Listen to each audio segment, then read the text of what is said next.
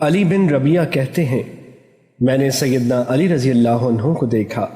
ان کے پاس ایک سواری لائی گئی تاکہ وہ اس پر سوار ہوں۔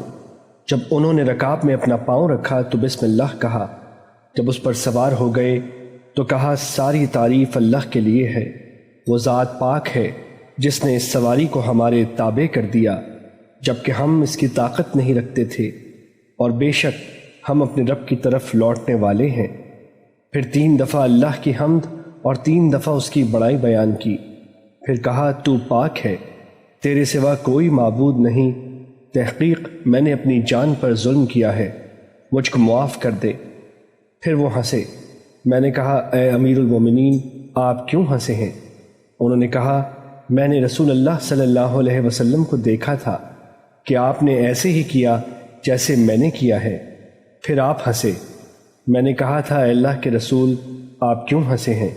آپ نے فرمایا، رب اپنے بندے پر تعجب کرتا ہے جب بندہ کہتا ہے، اے میرے رب مجھے معاف کر دے، تو اللہ کہتا ہے، میرا بندہ جانتا ہے کہ میرے علاوہ گناہوں کو معاف کرنے والا کوئی نہیں ہے۔ حدیث نمبر 2304، مسند احمد۔ سیدنا جابر بن عبداللہ رضی اللہ عنہ سے روایت ہے کہ رسول اللہ صلی اللہ علیہ وسلم نے فرمایا، جب تم سرسبز و شاداب زمین میں چلو تو اپنی سواریوں کو چرنے کے لیے چھوڑ دو۔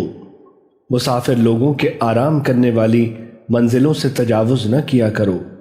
جب بنجر زمین میں سفر کرو تو تیزی سے چلا کرو، اور رات کے اندھیرے میں سفر کیا کرو، کیونکہ رات کے وقت زمین لپیٹ دی جاتی ہے، اور جب جادوگر جن لوگوں کو راستے سے گمراہ کرنے کے لیے مختلف رنگوں اور شکلوں میں ظاہر ہوں تو اذان کہا کرو، اور راستے کے درمیان میں نماز پڑھنے اور پڑاؤ ڈالنے سے بچو، کیونکہ یہ رات کو درندوں اور سانپوں وغیرہ کا ٹھکانہ ہوتے ہیں، اور راستے میں پیشاب یا پاخانہ وغیرہ کرنے سے بھی بچو، کیونکہ یہ فعل لعنت کا سبب بنتا ہے۔